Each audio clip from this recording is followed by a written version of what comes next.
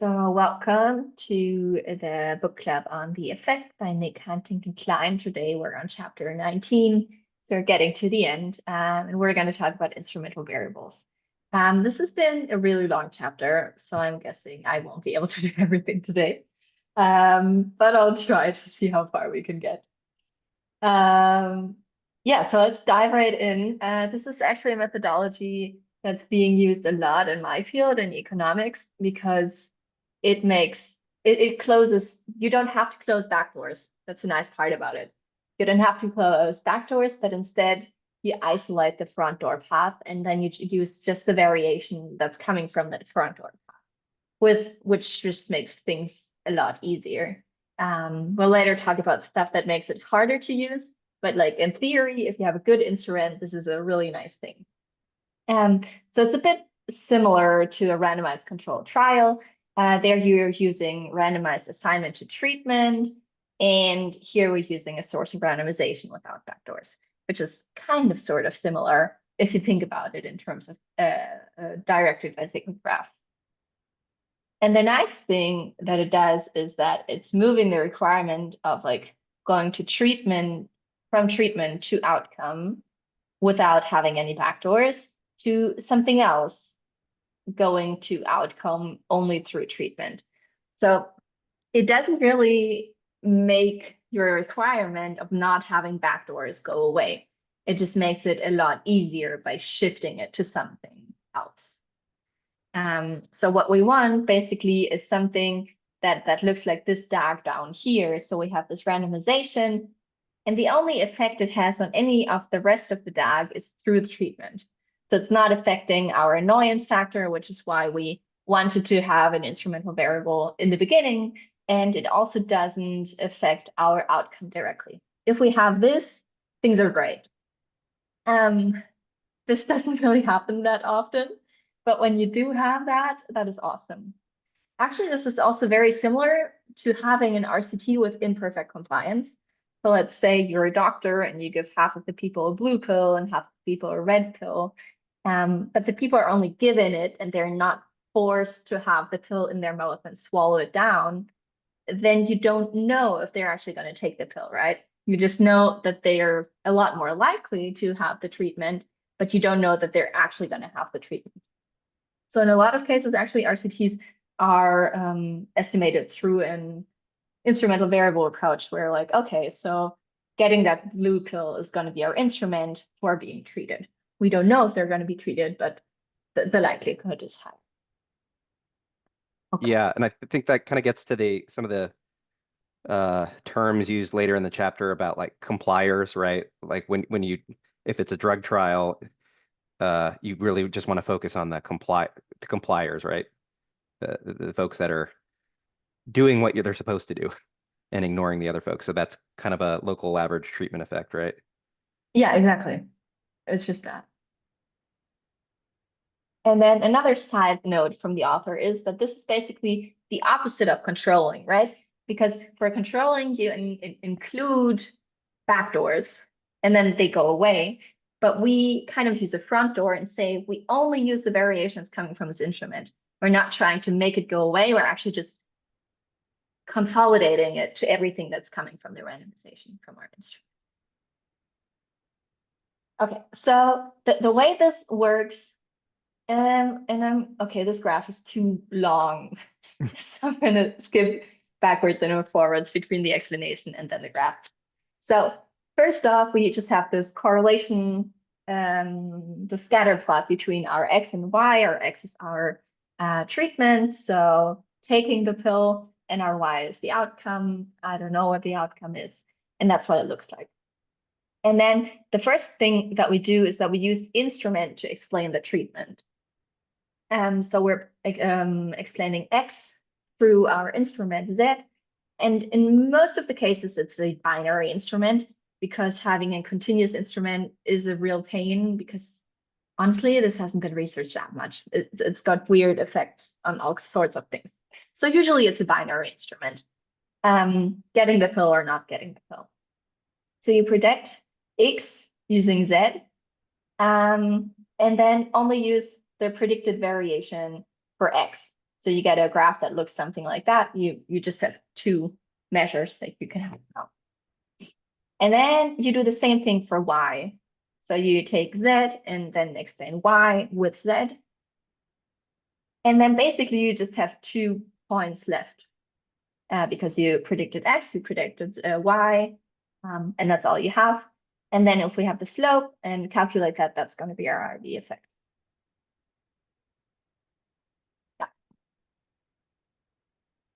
Yeah, makes sense. Cool. Then let's go forward to assumptions, because there's actually 3 assumptions. And one of them is nice because we can actually check for it, and the other 2 are really annoying as always. So the first assumption is that our instrument needs to be relevant. Then our instrument also needs to be valid. And then I didn't put this up here, but it also needs to be monotonous. Is that how you pronounce it? I know what you mean. I think of that monotonicity, right? Yes. But yeah, Okay. Let's just call it monotonicity. yes, that property needs to be satisfied. We'll just leave Yes, it at that. exactly. So let's talk about what these assumptions mean. The first one is relevance. And this one is a really nice assumption because we can actually test for it. What does it mean? Z actually needs to be correlated to X. So our instrument needs to explain our treatment, which makes sense, right? Because we're trying to use it to kind of replace our treatment. So it needs to somehow be correlated. Now, our problem is if this correlation is really small, we get something that's called weak instrument. And that's a bad thing because we're taking samples every single time that we're, I don't know, measuring something. And with every single sample, our estimate is going to jump around like the real coefficient. And if our estimate, if our correlation is like 0.01, then if it jumps around, it might just become 0. And then we don't really have anything left of a correlation. And then things just get really messy, and then we have to divide by 0 and not good. So we need to show that we don't have a weak instrument, but instead a strong instrument, so that the correlation between Z and X is actually quite large. And we can just literally look at this by running a first stage. So regressing Z on X and then seeing what the coefficient is. Or if we want to make it even simpler, we could just do a correlation. And that's all we have to do. So this is nice. That's relevance. If we don't have relevance, we still have the trick up our arms to throw in controls and say, hey, this only holds if we control for age or gender or whatever. And then that's, yeah, sometimes that already helps. The second thing we need to worry about is validity. And this is a lot harder because we can't prove it. So often we can unprove it, but we can't say that an instrument is valid. What does validity mean? If we go back to our dog, it means that there's no arrow from our Z variable, from our instrument, going directly to outcome or through something else. So it means we must have thought of everything, and there's no logical reason why our Z variable should be related to our outcome. And the problem is, like, we can show that we can't disprove, or no, we can show that we can't disprove this assumption, but we can't show that it's true. Like, somebody might always come up and be like, oh, here's a variable you haven't thought about yet. And that's going to be a problem. And actually, this has happened to a lot of really good papers that they were well published, and then people came along and were like, well, but you didn't think of this. And then the whole nice instrument just goes away. Okay, so we need to show instrument has no backdoors. So any paths between Z and Y need to pass through our instrument, through our treatment, or they need to be closed. So if we know of a backdoor, we can still control for it. Oh yeah, this is a more messy dog. So Z is our instrument, X is our treatment, and Y is our outcome. So for this to work, we don't really care about C because it goes through X anyway. And we don't really care about D because that goes through X as well. But we do care about A and B because those go directly from our instrument to our outcome, and we can't have that. And so long as we know what A and B are, it's fine. If we don't know it, things get iffy. Okay. Validity, as I said, is very hard to argue, especially with instruments that are getting used in a lot of different contexts. One of those instruments that's being used in a lot of contexts is rain. So for example, it used to be used for explaining the GDP in rural economies. But it's also being used to predict whether people go to vote, and it's being predicted for, or it's used to predict unemployment and like a bazillion other things. So then the Yeah. problem, yeah. Didn't you bring this one up previously, Sarah? It's one Yeah. that was really overused. And I thought there was the point in the book that was basically like, if you are seeing these instruments out there that are being used all over the place, you should be really skeptical of that because the backdoor issue Yes. is probably going to be there. Like a thing that you can actually do with rain, there's been this paper that's called Rain, Rain, Go Away. And they say what you can do is that you control for long-term trends. So like the last 5 years of rain in that region. And if you only care about rain on a specific day, for example, because people go to vote, then you're okay as long as you control for the long-term trend. Because then it's going to be really hard to argue that that one day of rain has any impact on future. So there are ways to go around it. Yeah, but it's difficult. How can we choose a good instrument that's not rain? Like sometimes you're really in luck and you find something that's as good as random. So for example, if you have an RCT with imperfect compliance, that would be awesome. Or if you have a lottery of some sort, then and people don't pre-select into it, then that's also going to be really good. But that's rare. If you find it, that's great, but I it's feel rare. like, yeah, my introduction to IV before this book was really, it's the lottery, right? Like that's the Yeah, canonical example because it's almost like it's a natural randomized experiment almost. yeah, definitely. One example that's also being used is judges. So kind of like a lottery. And sometimes they're on like a random shuffling Yeah. pattern, whatever. And some Hmm. judges tend to be harsher than others. And then you kind of hit the lottery of having a judge who's not so harsh, something like that. Yeah, so there is stuff like that out there. You just have to find it. So you have to say that it's truly coming from outside the system, and it needs to be applied almost completely randomly. Um, Then the other thing is that you wouldn't ever think to include it in your regression. Like if you think about things you might want to control for, this should not be part of it.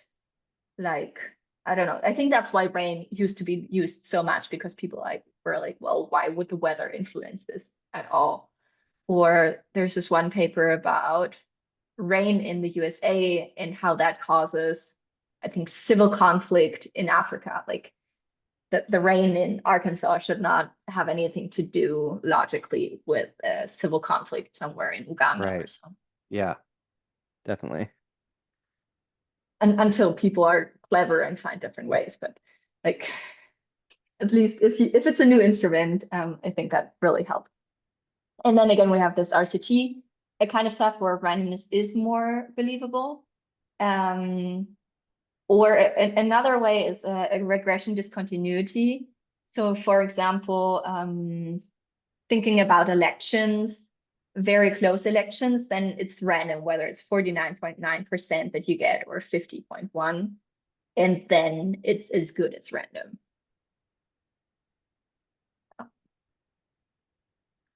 Okay, So that's the second assumption. You have to Yeah. show that your instrument is valid. And if you ever present something with an IV approach, this is the question that's going to come up the most. Like, Yeah, is it this sounds like actually that valid? becomes the point of contention. Like that's where folks like to critique, right? Is your instrument valid or not? And Exactly. sometimes downplay some of the other things. There's just one other comment in this section I thought was interesting, is just the author's opinion, which is that when you're dealing with like macroeconomic country level uh, data, he tends to be very skeptical that you're able to close all the back doors, because obviously a country is a complex system, right? And getting all those back doors closed is, he describes it as kind of like a impossible task. Yeah, it's hard, especially if it's like people related stuff that you're trying to study, because then it becomes super complicated. Yeah. Yeah, agreed. And I think this is actually where DAGs are somewhat common in this whole literature, that you're trying to prove, or at least trying to show what your assumptions are. And then you can show, oh, okay, well, maybe there's one back door that goes through this, but I've just shut it off and we should be good to go. Yes. And then let's talk about monotonicity later, because it's got something to do with what we just talked about, like late and defiers and compliers and so on. But there's another assumption that we need to take care of. Okay, so we just talked about this. There's so-called, or the author calls those canonical designs. So designs that have worked in the past and should probably be good for us to go if we find a similar situation as well. So we already talked about like judges being randomly Yeah. assigned, and then that can be an instrument for the harshness of the judgment. So if we have the same thief, but they're being judged by two different people, and one tends to be nicer than the other on judgment, then that's gonna be a good predictor of how high his fine is going to be or whatever. Then we have military drafts, also very or like somewhat like the lottery, because there's a lot of Yeah. randomness in there, who gets drafted when. And yeah. So I've seen this in combination with like home ownership, because there were like veterans of some war in the USA, I think it was like the Vietnam War, and they would get better home loan credits or home credit, or like for buying their house. And then Hmm. getting this better credit line was linked to having been drafted. So that sometimes works. Then if we talk about schooling, sometimes countries change how long you have to stay in school. So maybe you switch it from 10 to 11 years or so. And that then gives you an instrument of how long people are going to stay in school. Like, I mean, they might still also continue to college, but overall they're going to be more likely to have longer schooling. Then there's this, I don't know how common it is in other fields, like in economics, this is being used a lot, the so-called Bardic shift chair IV. Yeah, I wanted to ask you about that one. Yeah. I really glossed over this one and didn't really make a ton of sense to me. Yes. But you're saying this is pretty common. Yeah, this is like, or I think that it's gotten back to declining, but there were a couple of like doctoral workshops where basically every second person was presenting a shift chair IV. Oh, wow. And Okay. yeah, so the idea is that you have an economy-wide trend. So for example, the demand for, I think in the book it was cotton candy, is going up overall.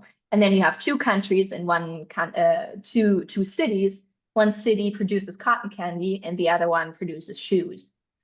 Or like, and then you combine, and then you calculate the distribution, or like the ratio of companies that are producing cotton candy versus all of the other companies in that one city. And then you multiply that with a countrywide thing.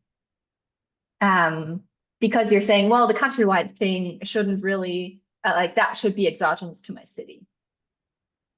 Because that's coming from, I don't know, if we're talking about cotton candy being produced in Canada, then the demand might be coming from the USA, which is kind of exogenous to our city in Canada. Yeah, I think it was used a lot in like papers talking about what the Chinese import shock is doing to local economies. So they were saying, okay, so China is exporting a lot of product A, and then city A produces a lot of that. City B is not producing a lot of it, so city A is going to be more shocked than the other city.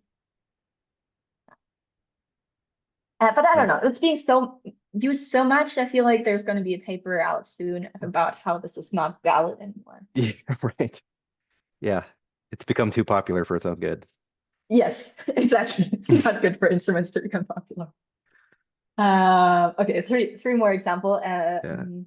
So for immigration, and I mean, there's a lot of research on what immigration does to all kinds of things. I don't know, crime or schooling or the number of children. The problem is that immigration is not random.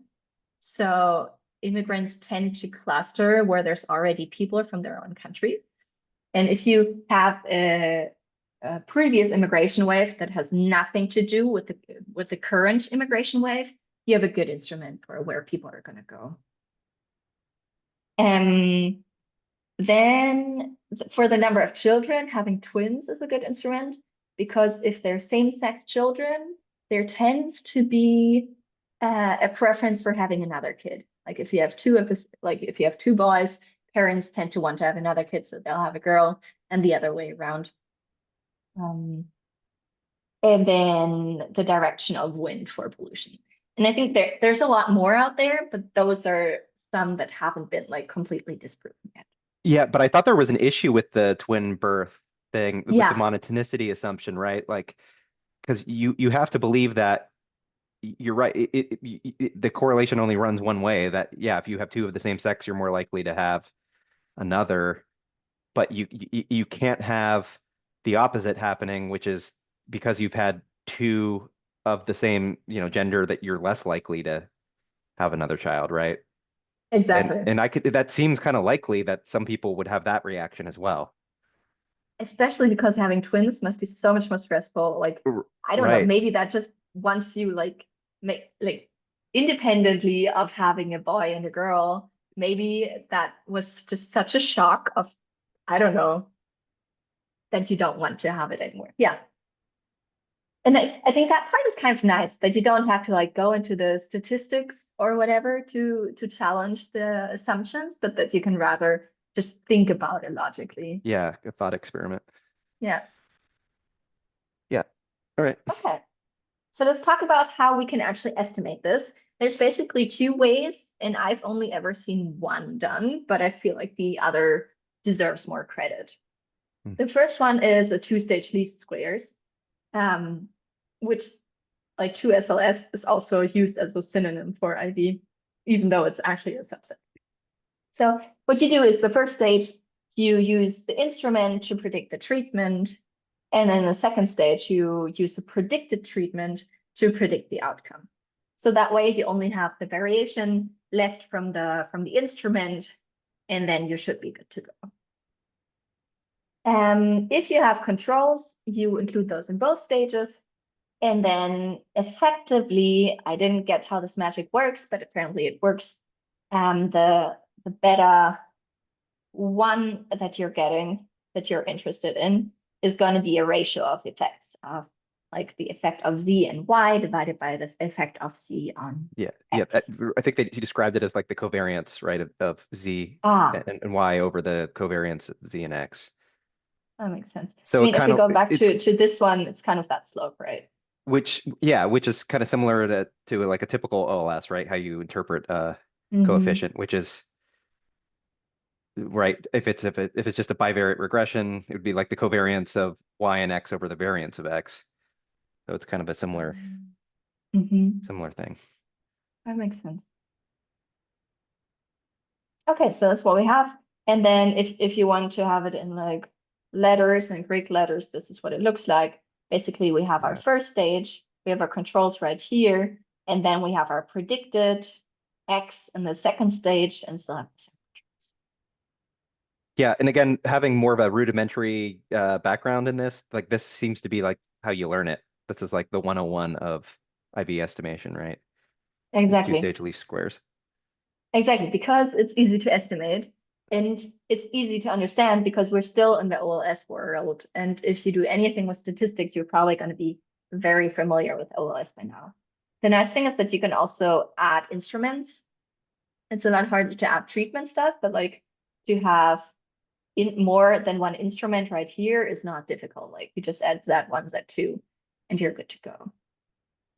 The problem though is it doesn't perform well with small samples, and it's got statistical reasons that I don't really remember, but yeah, if you want to do this, better have larger samples, and it also doesn't do that well with heteroscedastic errors.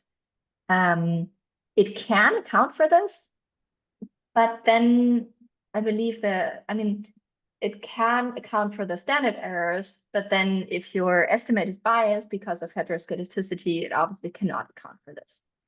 So if you have heteroscedasticity somewhere in there, maybe using GMM, the other method, is a bit less error prone.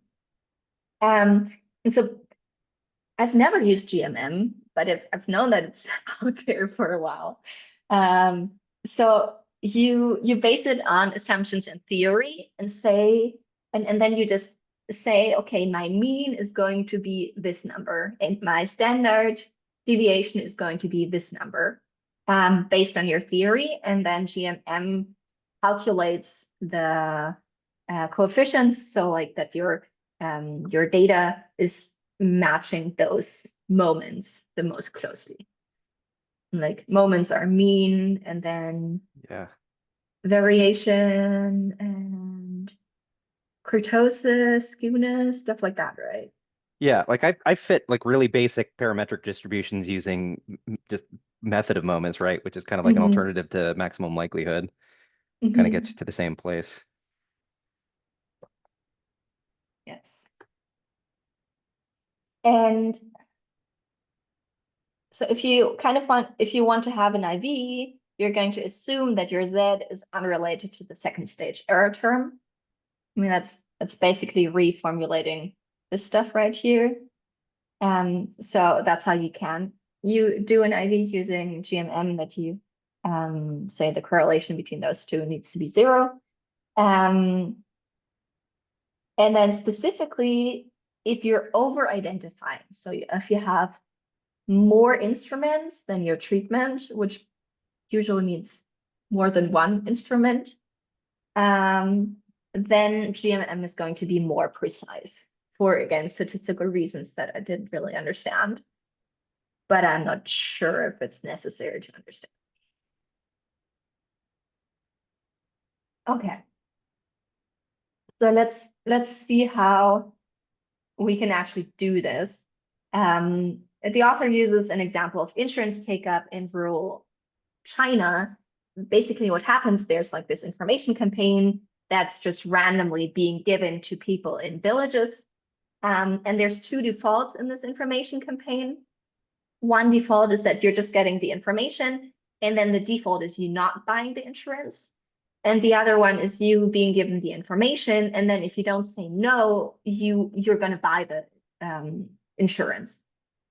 And then people tend to follow defaults, like not perfectly. They're still going to say no sometimes, but they do tend to follow them. So if you have the default 2, where by default you buy the insurance, you're going to be more likely to buy it.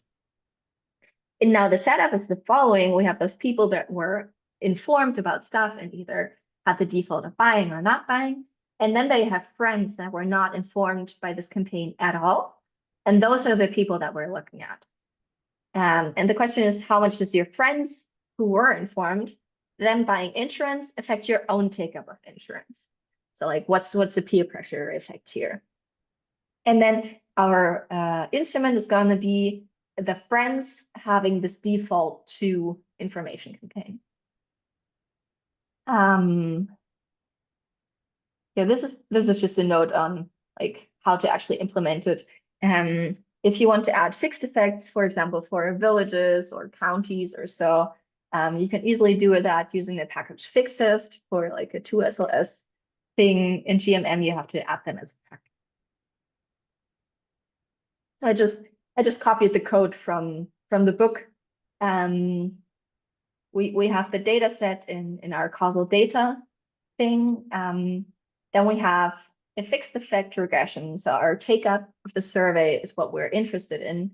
Then we have a lot of different controls. So the gender, the age, all different kinds of stuff, including the village. And then our first stage is our friend having taken up the insurance. And Here's that a again, question on this one. It was a little confusing because we have obviously a lot of controls. Is this model behind the scenes taking into consideration those other controls, or we're not? yes, For the first stage? yes. Okay. So the way Fixest works with IV is that it takes everything here and puts it in the first stage as well. Yeah, that was a little confusing to me, right? If it was doing that, because it's not explicit in how you're writing the formula. Exactly. It's not explicit, and it doesn't work the other way around either, right? So if you were to put controls here, they wouldn't show up in the second stage. Oh, But interesting. I think it does that. I think it does it that way to force you to have the controls in both stages. Well, that makes sense, Um, right? Yeah. yeah. Okay. Good to know. But yeah, it's good to know this because I didn't for the longest time, and my colleague also didn't know. So she like did so she did every control variable twice and then put one like here and the other one here Yeah, because it's also not that clear in the documentation, I feel. right. That's what I would have done naturally, I Yes, think. Hmm. yes. And if you want to add fixed effects, like you can add them in here, like between the two formulas, you just put two pipes and then put your Oh, fixed effects. huh. So it's a very dense Yes. uh, uh, equation. Then we're clustering on the address. Address is just like in China, apparently there's like official villages, but they're made up of more than one village. And so the actual village, that's the address in here. And then we're just going to use model summary and just pick default, so our instrument and the fit of our treatment. And this is our wonderful table. So what do we see? Having the default of having to take up the insurance in the first round, so for our friend, increases the likelihood of our friend actually buying the insurance by 12%, which is not huge, but it's also not small. And then if our friend actually purchased the thing, we're going to be 80% more likely to buy.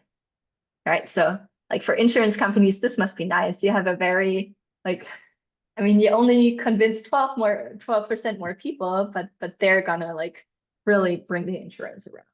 Yeah, that's huge. Yeah. It's a huge effect. Yes.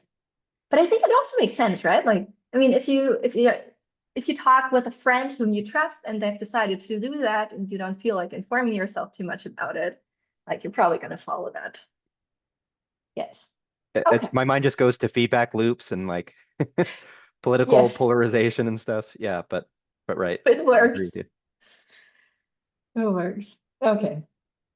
Um, and then if you want to implement it with GMM, uh, okay, you have to do a bit more of legwork. We're selecting all of the variables, like this is our variable of interest, this is our treatment, this is our instrument, and then these are all of our controls.